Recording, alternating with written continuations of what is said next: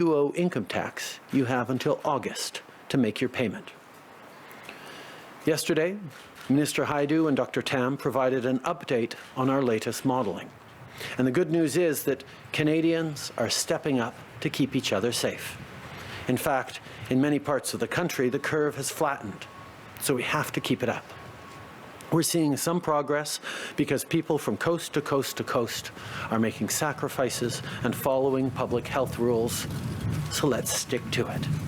Let's stay home, wash our hands, and when we go out, let's stay 2 meters away from others. Starting this weekend in Nova Scotia, the Canadian Forces Snowbirds will head across Canada to salute Canadians doing their part to stop the spread of COVID-19. As we watch the snowbirds fly over our homes, let's remember that we are all in this together. Happy to take your questions now. Merci beaucoup, Monsieur le Premier ministre. On va maintenant passer à la période de questions, en commençant par le téléphone. 4 questions sont suivies. Opérateur, c'est à vous. Thank you. Merci. First question, Stephanie Levitz, the Canadian Press. Line open. Good morning, Prime Minister. Why aren't there measurable targets and standards attached to the national guidelines for lifting restrictions, the guidelines that were released yesterday, so that people can be confident the decisions are being made based on science rather than other considerations? We worked very hard with the premiers across the country to ensure that we could get guidelines that reflected the foundational science and best advice given by medical experts and scientists on what needed to be in place before provinces or regions could think about reopening. Every region, every province, every territory is facing a very different situation right now with different industries, different size cities, and different spread of COVID-19. That's why we needed to make sure that the foundational elements were there that we could all follow as Canadians, but recognize that different jurisdictions will act differently. But there is a common desire right across the country from all premiers to ensure that we're doing this right. Everyone understands that the danger of opening up too quickly or the wrong way could mean we come back into this situation where we are right now, and nobody wants that. So we're going to keep moving forward responsibly according to the guidelines. Merci. Opérateur, prochaine question. Merci. Thank you. Prochaine question, Michel Lamarche, TVA Nouvelles, à vous.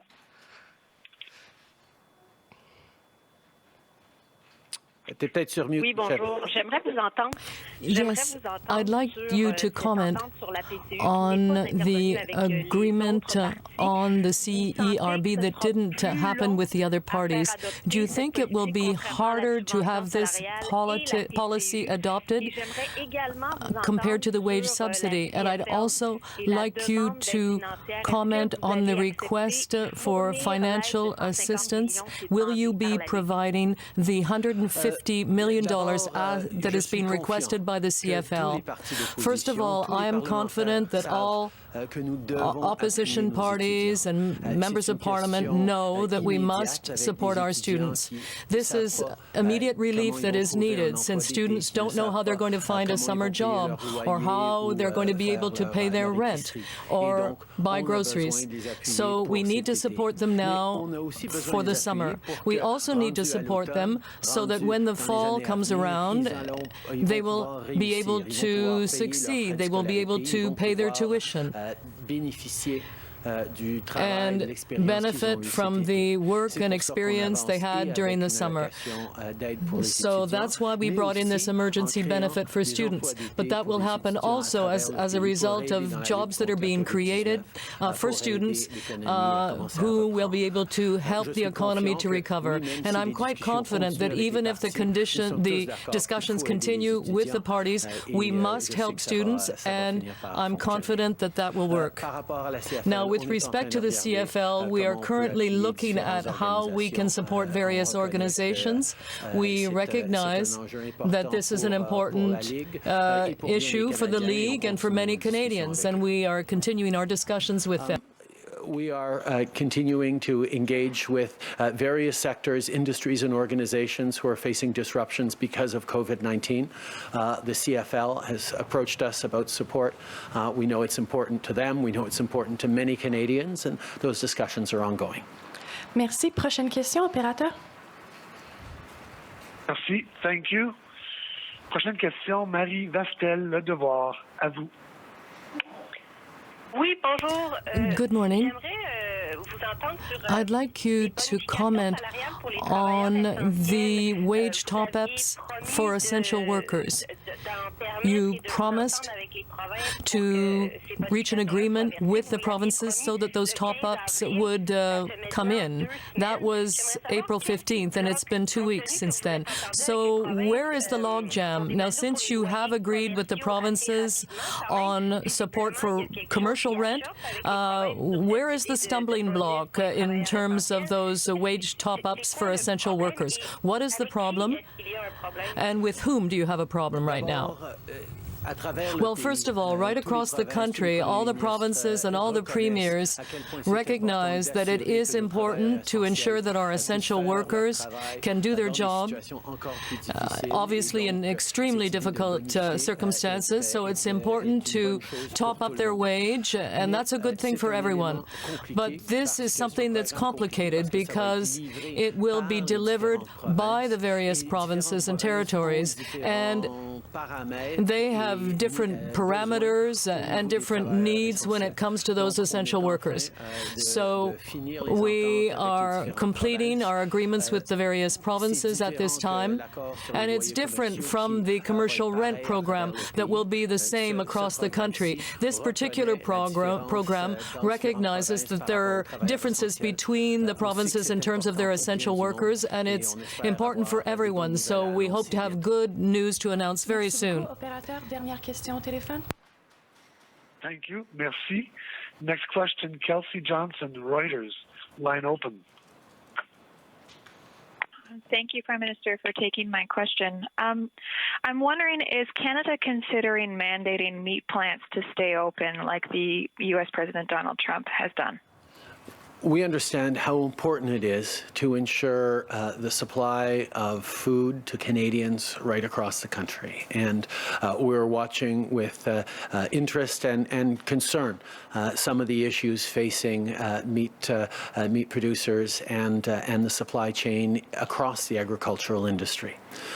We need to make sure that those supply chains can keep functioning, but we also need to make sure that the people who work in those supply chains and will continue to need to work in difficult circumstances over the coming weeks and months as we continue to battle COVID-19 are kept safe. The priority for us is both things, keeping people safe and ensuring a good supply of food to Canadians. We will make sure we're doing them both together. Okay. We know that it's very important to ensure that the food chain is working in order to deliver food to Canadians. But we also know that it's important to ensure the safety of those workers who are part of the food chain so that we can continue to rely on them in the weeks and months to come in very difficult circumstances. So we will do whatever needs to be done to ensure that those two principles are followed so that there can be food for Canadians at the same time as we protect the worker. TV National News. I just want to follow up on my colleague on the phone. A few weeks ago, you said you weren't worried about food shortages. Right now, we have McDonald's not able to rely on Canadian beef, and we're not even talking about smaller restaurants or burger joints out there trying to stay alive. What is your specific plan when it comes to the beef industry, and are you bracing for other hits in the food industry? We know that this pandemic is unprecedented and its impacts are far-reaching on our daily lives, on many different industries. We are working very closely with the agricultural industry to ensure that people get good, healthy food, particularly as we embark upon the summer where there will be a need and an ability to get lots of fresh vegetables and produce from across the country. We need to ensure that we're able to provide for that. We're working with provinces, we're working with the sector. Agricultural Canada is very much on this issue. We need to continue to stay vigilant because of the large disruptions across many different sectors in our country, including obviously agriculture. We are working with the industry and with agricultural workers, and we are also cooperating with the provinces to ensure that the production of food in Canada can continue. We must be vigilant because we know that this is an unprecedented and difficult situation, but we will continue to consider this a priority so that Canadians can be properly fed. Silver Global News. Just to follow on that, given that meat inspected by provincial meat inspectors can only be sold in that province, whereas meat inspected by federal inspectors can be sold nationwide, I'm wondering if you're looking at easing restrictions so that meat inspected by provincial inspectors can be sold nationwide. I think we're open to all sorts of flexibility, ensuring that we can keep Canadians safe right across the country, but recognize that we are in a difficult situation.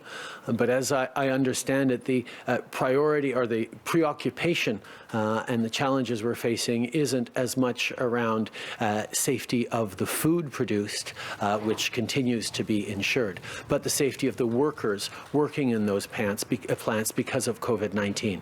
And that is something that requires a little more work and a little more coordination to ensure that we're keeping those workers safe and not just the food safe, which is always a priority for us all.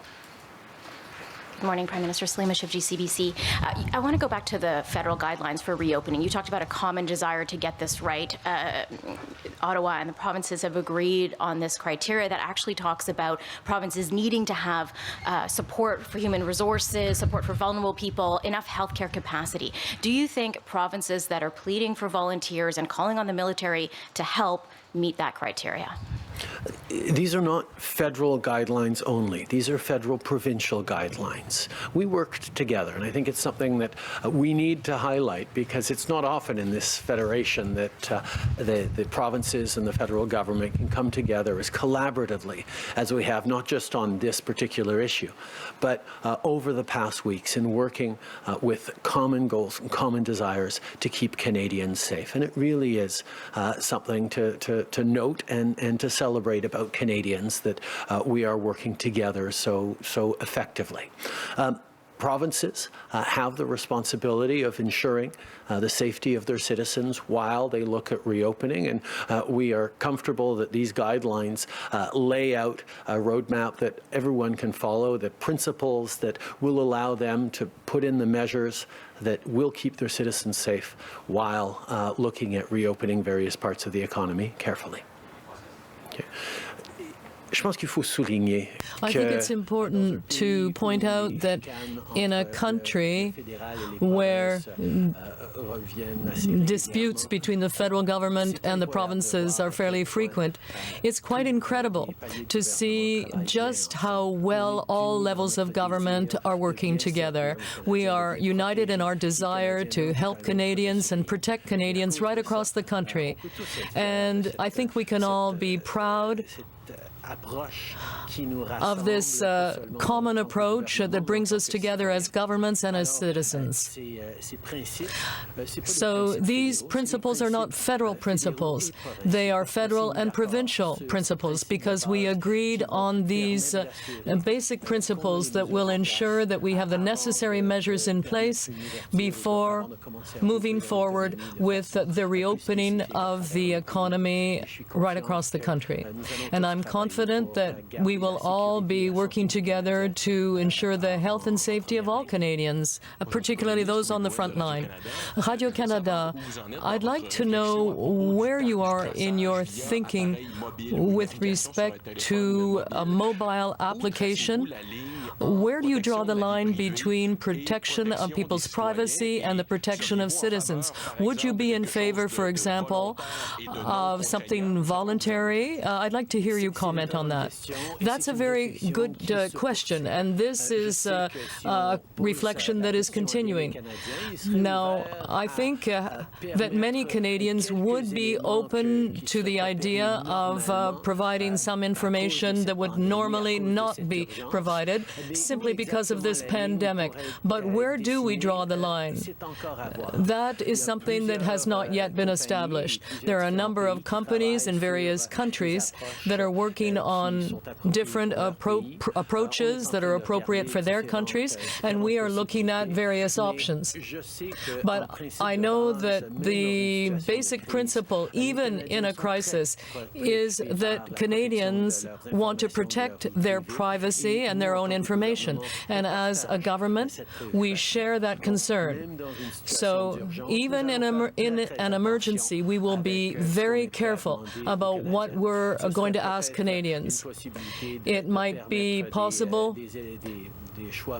to allow this to be voluntary, but that's part of our current reflection in terms of reopening the economy step by step. I think it's a really important question as to how we can ensure the privacy and data security of Canadians in this situation where we might have to look at new measures in terms of contact tracing and apps that provide more information. Getting that balance right will be extremely important. We've seen different countries around the world with different approaches to personal privacy try different things. We have a number of proposals and companies working on different models that might be applicable to Canada. But as we move forward on taking decisions, we're going to keep in mind that Canadians put a very high value on their privacy, on their data security, and we need to make sure we respect that even in a time of emergency measures and significant difficulty and crisis. We're going to get that balance right. There are possibilities around using voluntary measures, around other things, but every step of the way we will hold true to the values that mean so much to Canadians around privacy and security. These are things that people expect from their governments, and that's what we will stay focused on. Merci beaucoup. C'est ce qui met fait la conférence de presse aujourd'hui. Merci tout le monde.